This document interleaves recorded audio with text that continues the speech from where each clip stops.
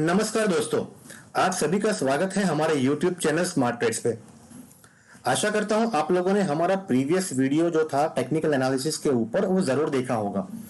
अगर आपने उस वीडियो को नहीं देखा है तो इस वीडियो को देखने से पहले उस वीडियो को जरूर देखिएगा।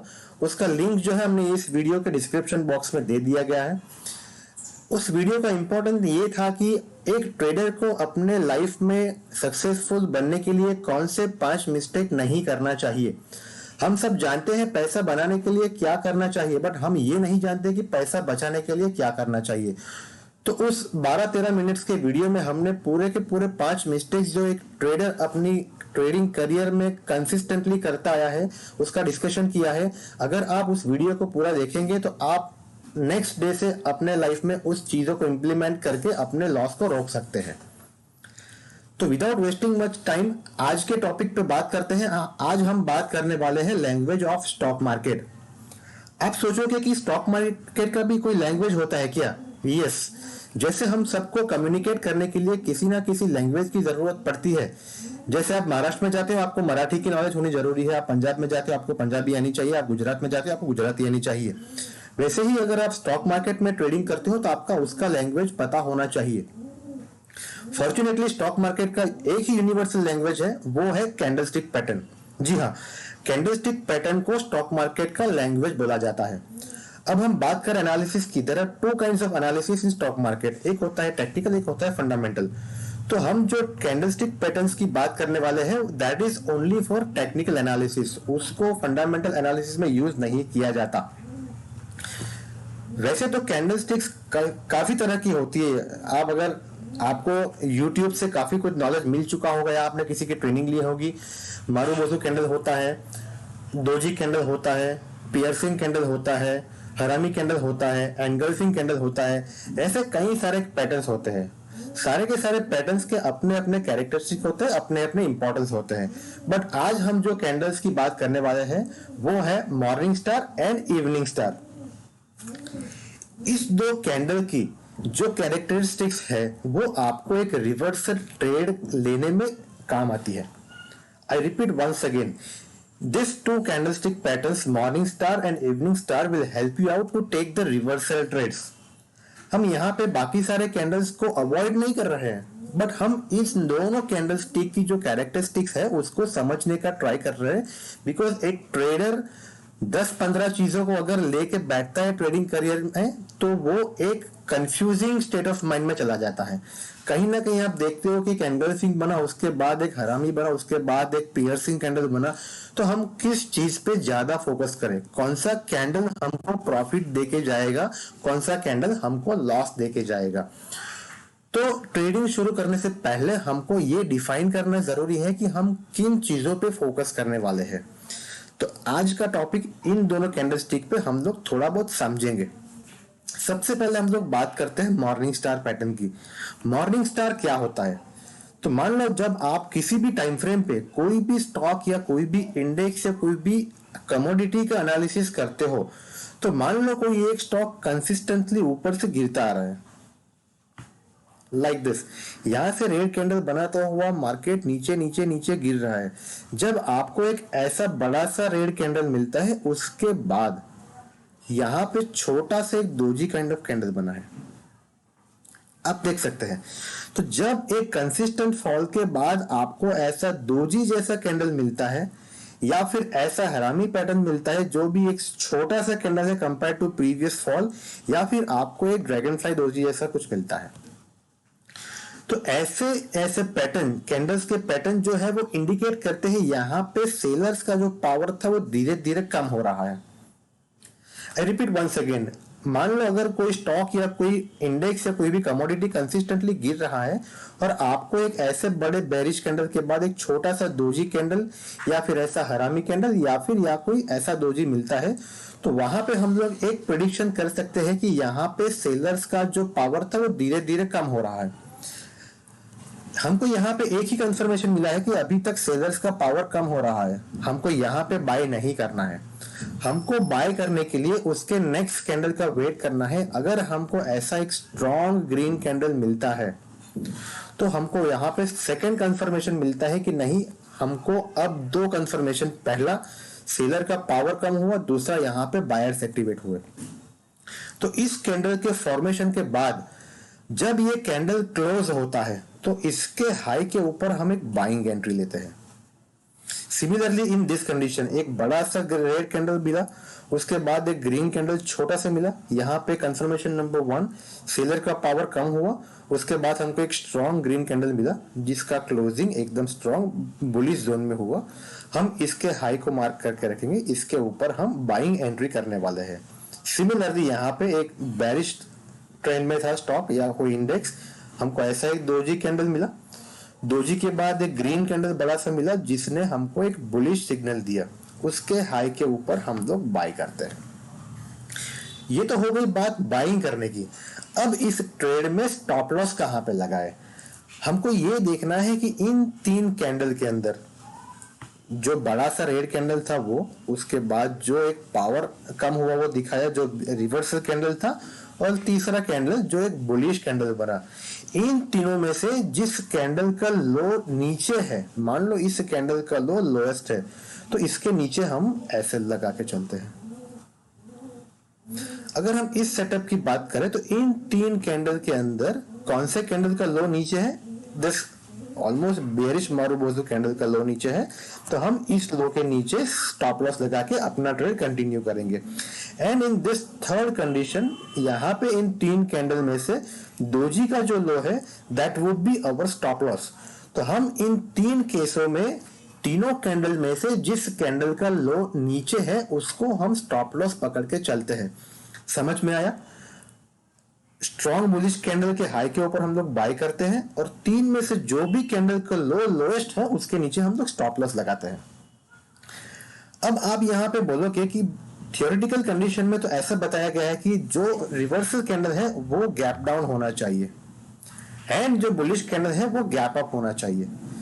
तो दोस्तों ट्रेडिंग के अंदर अगर आप 100% थियोरेटिकल नॉलेज लेके बैठते हो तो वो पूरा काम नहीं करता।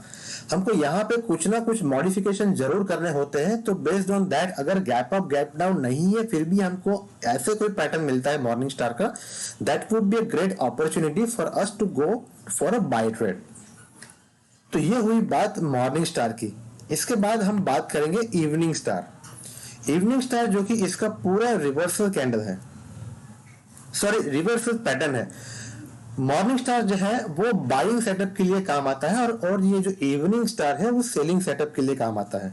तो इसमें हम कैसे काम करते हैं, जैसे हमने देखा कि मॉर्निंग स्टार में एक मार्केट गिरता हुआ आता है, वहां पे एक रिवर्सल देता है, फिर बुलिश कैंडल बनाता है।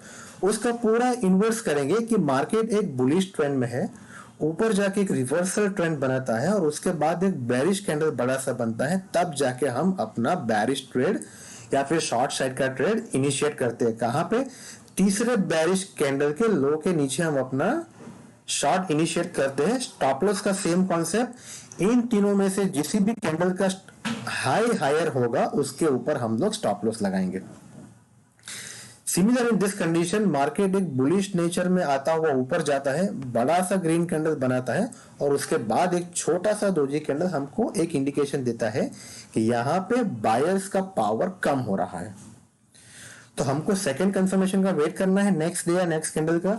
अगर हमको ऐसा एक स्ट्रॉन्ग रेड कैंडल मिलता है जहां पे हम लोग कंफर्मेशन नंबर 2 लेते हैं और उस कैंडल के लो के नीचे हम लोग शॉर्ट पोजीशन इनिशिएट करते हैं, तीनों में से जिस कैंडल का हाई हायर होगा उसके ऊपर हम लोग स्टॉप लॉस लगाते हैं। ये तो हुई बात दोनों पैटर्न के कैरेक्टरिस्टिक्स की। तो ये सारी चीजें आपको बुकिश नॉलेज में मिल जाएगा, बाकी सारे यूट्यूब पे भी मिल जाएगा। बट अगर यहाँ पे एक के बदले 2-3 दोजी बनते हैं, मान लो हमको यहाँ पे एक दोजी कैंडल दिखा, उसके बाद सिमिलर टाइप ऑफ कैंडल यहाँ पे दिखता है और एक दोजी, तो क्या वो पैटर्न वैलिड नहीं है? क्या हमको ट्रेड लेना चाहिए? तो हमको इस कंडीशन में अगेन ऐसे एक बेरिश कैंडल का वेट करना है जो हमको एक परफेक्ट रिवर्सल देके जाए। तो यहाँ पे सिर्फ एक ही दोजी या फिर एक ही रिवर्सल हो ऐसा कोई जरूरी नहीं है, यहाँ पे 2-3 कैंडल भी हो सकते हैं, उसके बाद ऐसा एक स्ट्रॉन्ग रिवर्सल आए, उसके बाद भी हम अपना एक शॉर्ट ट्रेड इनिशिएट कर सकते हो। ये सारी चीजें एक बिगिनर से इंटरमीडिएट ट्रेडर के लिए है। अगर आप एक्सपर्ट हैं तो प्लीज इस वीडियो को अवॉइड करिए। You may not be agreed with our conditions, क्योंकि हम लोग 100% थियोरेटिकल नॉलेज पे रिलाई करके मार्केट में ट्रेड नहीं कर सकते। सिमिलरली यहाँ पे भी आपको 2-3 डोजी ऐसे मिल सकते हैं, या एक पे ही रिवर्सल मिल सकता है, या फिर छोटे छोटे कैंडल मिल सकते हैं। उसके बाद आपको एक स्ट्रॉन्ग बेरिश कैंडल मिलता है तो उसके नीचे आप एक शॉर्ट ट्रेड इनिशिएट कर सकते हैं। अब बात करते हैं इसके अंदर रिस्क रिवॉर्ड क्या लेना चाहिए। वो पर्सन टू पर्सन डिफर करता है। एक सक्सेसफुल ट्रेडर एटलीस्ट 1:2 का रिस्क रिवॉर्ड लेके चलता है। एंट्री के बाद जो भी डिस्टेंस आपका एंट्री और स्टॉप लॉस के बीच में है, इंटू 2 करके आप अपना टारगेट कंसिस्टेंटली बढ़ा सकते हो या फिर उसको कंसिस्टेंटली ट्रेल कर सकते हो। नेक्स्ट पॉइंट, क्या हम इस पैटर्न को कहीं पे भी ट्रेड कर सकते हैं? अगर आप एक्सपर्ट है तो यस, आप इसको कहीं पे भी यूज कर सकते हैं। बट अगर आपको इसका एक्सपीरियंस नहीं है तो आपको इस पैटर्न को यूज करने के लिए कहीं ना कहीं किसी ना किसी टूल का इस्तेमाल करना होगा। चाहे आप पिवट पॉइंट्स यूज कर लो, चाहे आप मूविंग एवरेज यूज कर लो, चाहे आप स्टोकेस्टिक यूज कर लो, चाहे आप आरएसआई यूज कर लो। Irrespective of any indicator, any tool, आप अपने कंफर्ट के हिसाब से किसी भी टूल का यूज करके इस पैटर्न को यूज कर सकते हो, ताकि आप सपोर्ट रेजिस्टेंस के साथ इसको कंबाइन कर सकें। ये था एक थियोरेटिकल नॉलेज जो मैं आपको देना चाहता था। आइए हम इस चीज को चार्ट पे देखते हैं कि इसको हम चार्ट पे कैसे एनालाइज करेंगे। यहाँ पे मैंने निफ्टी का चार्ट लगाया हुआ है जो वीकली टाइम फ्रेम है। अगेन आई एम रिपीटिंग, आप इस पैटर्न, इस चीज को किसी भी टाइम फ्रेम पे यूज कर सकते हो। 5 मिनट, 10 मिनट, 15 मिनट, 1 घंटा, 2 घंटा, चाहे कुछ भी हो, आप इस पैटर्न को कंसिस्टेंटली यूज कर सकते हैं। आइए ऑब्जर्व करते हैं हमको कहां कहां पे ऐसा पैटर्न मिला है। सी हियर, मार्केट जो था, निफ्टी जो था वो कंसिस्टेंटली फॉल कर रहा था। तो यहाँ पे मैंने एक मूविंग एवरेज लगाया हुआ है। आप कोई भी मूविंग एवरेज लगा सकते हो आपके कंफर्ट के हिसाब से। 9 days, 21 days, 44 days, 50 days, 100 days, irrespective of any days you can apply according to your comfort. यहाँ पे देखो एक बेरिश ट्रेंड था, एक बड़ा सा रेड कैंडल मिला और यहाँ पे हमको एक रिवर्सल कंफर्मेशन मिला, कंफर्मेशन नंबर 1। बट हम लोग क्या करते हैं, हम उस कंफर्मेशन पे काम नहीं करते। जब तक हमको एक बुलिश कैंडल नहीं मिलता तब तक हम उस पे काम नहीं करते। उसके नेक्स्ट डे क्या हुआ, और एक आपको बुलिश काइंड ऑफ हैमर जैसा पैटर्न मिला। हैमर क्या इंडिकेट करता है, एक बुलिशनेस इंडिकेट करता है। तो यहाँ पे देख सकते हैं कि एक हैमर बना, आप हैमर के हाई को मार्क कर सकते हो। क्यों? क्योंकि इस कंफर्मेशन के बाद और एक बुलिश कैंडल, दूसरा कंफर्मेशन था।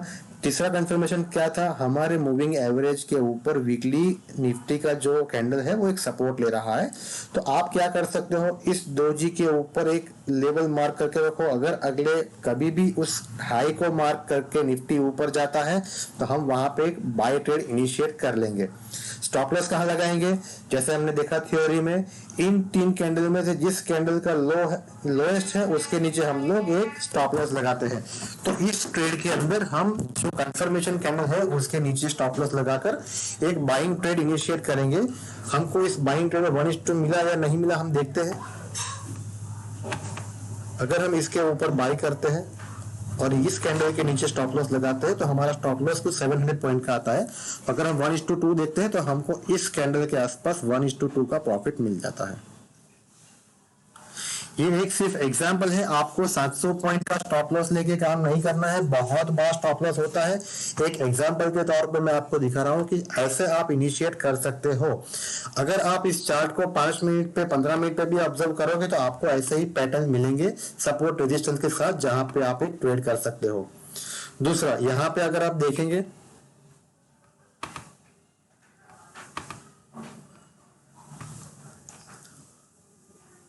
एक यहाँ पे भी हमको एक ट्रेड दिख रहा है। मार्केट कंसिस्टेंटली यहाँ से नीचे आ रहा था, एक बड़ा सा रेड कैंडल बना, उसके बाद हमको ऑलमोस्ट हैमर जैसा पैटर्न दिखा, सपोर्ट लिया मूविंग एवरेज पे, नेक्स्ट डे पे उसने काफी बड़ा एक बुलिश कैंडल बना के रखा है, तो इस कैंडल का हाई मार्क करके हम इसमें बाय इनिशिएट करेंगे।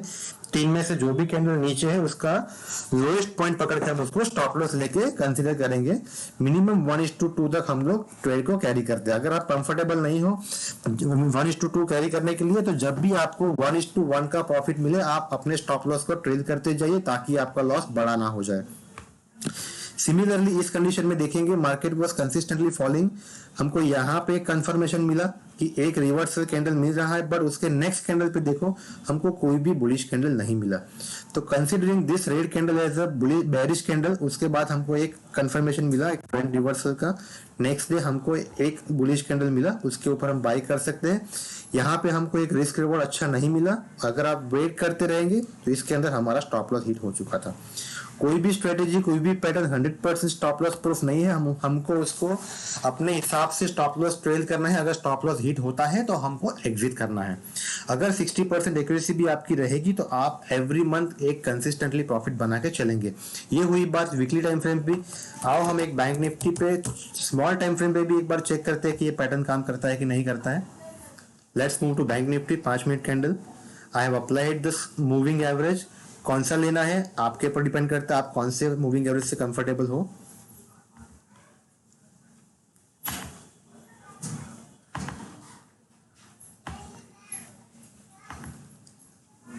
Late me find a better perfect condition for shorting. Yes, यहां पे देख सकते हैं हम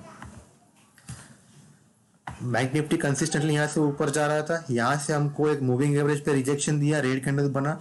दूसरे दिन हमने देखा कि वापस एक बुलिश कैंडल बन रहा है, तो यहाँ पे अपना कंफर्मेशन नहीं आएगा।